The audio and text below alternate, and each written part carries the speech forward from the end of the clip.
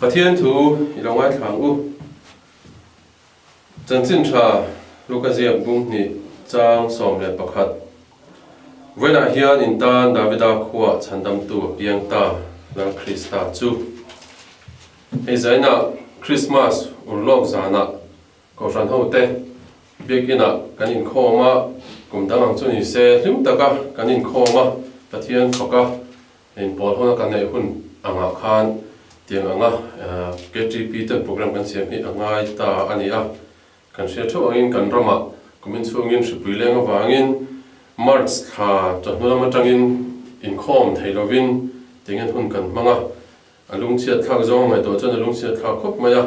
tunang hun pui Christian ta kan ha den Christmas a po pathian foka pathian bek in khom na hun nei theilovin kan oma amaro chu he kan KTP shwai tu te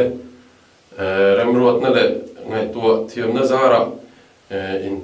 call thiam na mangin na tiang hian pathian thu cha te kan soidon ani a kumina hian kumdang angin kan man theidon owang hian in ril ruwa Christmas thu cha tur po hi kumda kan soi amutuk lobin ka ril ruwa hian aron oma kan soi tomber Christmas mimal nuna ti ka soi du ani a kumdanga chuan Christmas a hianin hun tamzo khi pol ang te ko sanang te thian te ang tempon a hovin hun kan manga se mema bimal anga hun kan mana hi atam lo khop maya ma ro chu hei kumina Christmas khang kan program zong do tho kha kan mang thei don lo ani a bimal nun a Christmas kan man dan tur chung chang vel han soi ka duwa ka soi ri don lo ba ama sabera chuan kumin Christmas hi mimal in enlet nan mang thawila ka du khop maya kumdanga chuanin Christmas don haya chuan KTP ang te poin program te kan han duanga tam tak program kan neya carol te advance Christmas ti te le kaushana chanvo sang sang kan nei te khang khanin kan Christmas hun hi alwa nem khop maya kan hun mandana hi tin KTP mang lem lo te po thalai te kan thian te ang te pol ang te poin ania Christmas a hianin program engemaw kan siama tiang chuanin hun kan manga kan buai sin khop maya pol ang te KTP ang te pon ania khatiang khan hu ho anga Christmas hun kan man hi atam khop mai tin ken hlim taka long taka mang tur te kan in buat saya komto aloni hianin khatiang ang pangril ru kha lo thei lovin kan thin nunga hianin aron om to thina ni amaro chu kumina chuanin khang kan in ruam man na thin le kan oi buat saya lom kan tum dan anga kha azavai do tho chu ti thei lovin he kumina chuan om don ni azani na ngai po mani in luma tamjok chu ti hen kan om ngai ni a heta hian uluk takin mani in le ta ila kum masalama te zalian ta Christmas kan man thei lai khan enge ke mani nuna Christmas alo thlen hian te Christmas tu berti hi in ngai to le ta ila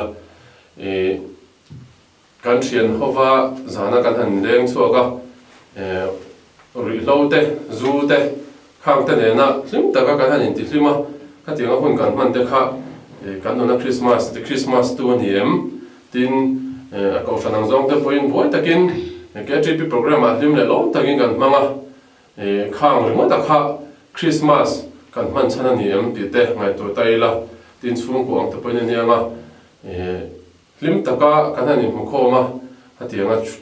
chung khat lai na te kan in khoma kha Christmas kan lom chan Christmas te Christmas tu ke ma dia khang chang khani em ti kha ngai to taila khang ringota kan manga ni jong coming Christmas su engma lo ni meidona apoi mo berla le so Krista nang le ke misual chandam tura he khovela lo pian na hi kumina hina tharin ngai to thar le taila in enletin ke mania Christmas the Christmas tu ber hi enge tin chutila sta chuanin pathianin min mangaya mihringte misual chatuna boral tur nang le ke min chandam turin afa panei chun sual kai lo soisel bo Bethlehem bong in Bethlehem ran in ko taka aron pian tira mishing tak sang puin khatiang khan aron pianga kha pathian ram ro ron ti hotlin na kha kumina hianin ngai to let taila Christmas tu ber ni ta sela ke mani thwa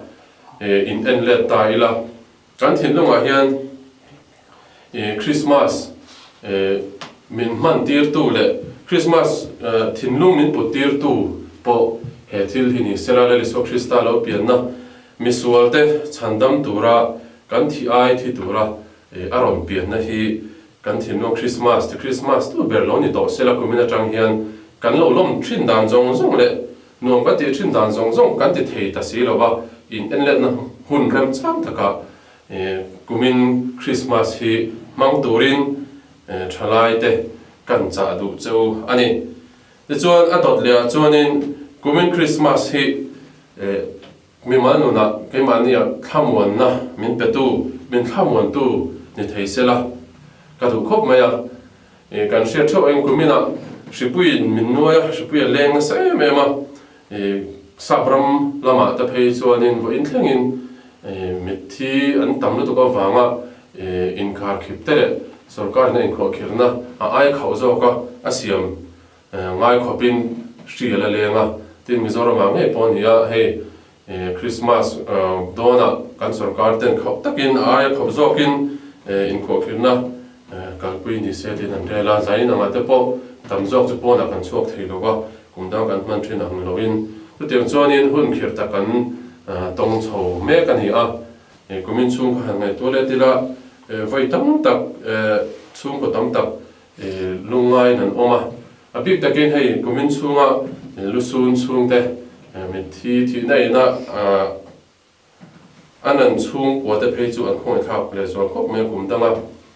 kan hun pa nga ya kanin vuya kanin torpui thinang khan kumin chung phei ka chuanin kan ti theilo deuh thoni a tiang chu kan din mun ani a kan boruak ton hi a hriam ani tin contact tracing a sample la ngai hanom reng ta po kha alungai kha khop mai kumin chowa ka tiang khan hun har sa tak tak kan tong chowa chunga ka ra chon hei kumina Christmas dam takin kan an thlenga he Christmas hian kan nuna thamon na meron thlan sela ka tu khop mai ilali suwa hun lai khan a pian khan sumeona kan thianga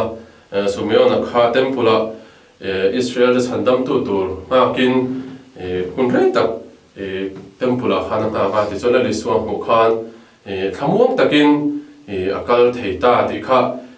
bible kan huwa pathian thu adik zia le pathian thu tiam alo thlen zia mu khan a thamon pha mani so tiang che chuanin ke ni po kumin Christmas a hianin he ali swalo piang hianin kanona thamon na min pe sela shria wanga chungte tuna enkol lai mek te bokan de mai thei tin thina lusun chung kwa te bokan de mai thei tin ezuna lama te po Shrilenga wanga harsana tok te po kan ni theng tin mimanun shimshima po engamo harsana to lumai tak te po kan ni mai the maro chu he Christmas no thenga hianin pathian thamon na changthau turin kadu sakhop mai chawa chumi kan chan thena tur chon pathian hena po di lila pathian thamon na hi mitin ta na ni a andwa piang adila piang de tan a chan theni eng din huna po dingila eng harsana huna po omila pathian thamon na hi chungrila ma hianin a chan theni ti kha tun Christmas hianin min hriat tir le sela ka du khop maya ti chuan a topera tan chuanin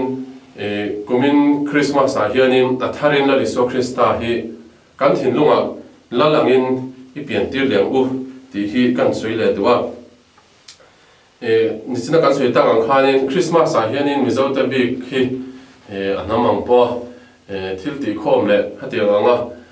polong te ho angzonga mang hi atam zo kan ni a Christmas boruak aron nai chuanin engemo program kan nei ho hianin kan thin kan ril ru hi lu na sakhop maya chumi kara chuanin kumina hianin lali suwa Krista hi kan thin lunga lal angin lo piang le sela ti kha kan soi duwa lali so pian don khanin anu le pa Mary le Josephan hena khanin pathian vantir ko te khan a pian tur thu kha an zo shi lo ve ve in lam mangin Josepha le Mary khan le so pian tur thu kha an dong ve ve ani heta hianin Mary le Josepha te hi vantir kovin lali so pian tur zo shil khan kan chiar chuan an mani du dan le enge an mani tha ti danang te tin a pian na hun tur te pian na hun tur te le a ming sak dan tur thlem khan an mani thuwa te mera mani du dan than tianga an ti a kha kan humi lo ba pathian thu pe kang zel khan lali so pian don khanin Mary le Josepha khanin lali so lo piang tur kha anin buat sayani ti kan ria a bik takin Mary kha Josepha pui bola ni ti kan ria araya la Josepha nei mai a hun lai ngai to phei chuanin hun khang hun lai anga phei ka chuanin mo pho na le enge thil duam lo tak ani nge rin oma chu ti chung chuanin pathian thu pe kangin Josepha khanin Mary kha anaya tin Mary po chu tiang che chuanin din mun khiat taka khatianga khanin om ve ngeng ti porin oma ril ru po boy ve len rin oma ama ro chu na lo piang tur kha lal ani mi wangin a thu pek zomin lal anga pian tirin pathian thu pek zomin lali so kha an pian tir ania vantir kovena Marina vantir kovena Marina na ain lar nuwa lali so pian tur thu shilo a shil nuwa Mary tu soi hero pui ko pin ka sia hi kumina po hianin vong thar le thewila Mary khan lali suwa a pian dona vantir kovena shil nu khan tiang hian soi ngai te lalpa boy nu kani I thuang zelin ka chunga thleng ro se atia he thu hi lal anga kan pian tir na tura hian ke mani thin lunga theu a tharin nun pui tum ta ila lalpa thuang zela kan nu na thil lo thlen hian lalpa thu kan ngai chana lalpa thuang zela he hun hi kan man hian kan nu na kan thin lunga lalangin Krista hi ali so hi alo piang don ani ti kan soi du a ke mani lom zong ten Christmas man kan tuma ke mani limna turi mo te kan ngai to a tin nuam kan ti dan turi mo te kan ngai to pathian du dan ya pathian thu bek lampang ngai to chang le lo hian Christmas a hian lal lo piang tur hi kan no lom shi na ni heng te hi in ngai to cheng ila Marina I thuang zen ka chunga thlang ro se tia boy ril ru puwa pathian thu bek an zo mang hianin kan thin lunga lali suwa hi kumina hian lo piang thar le sela kum danga kan no man to zong dan zong zong te ka thei ngilin kumin sak ni som ni Christmas a hianin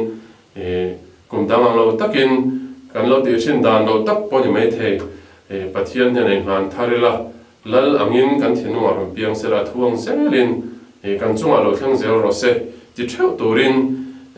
kan cha du cheu ani lalpan thu kan soite kan za ta ma min som sak ro se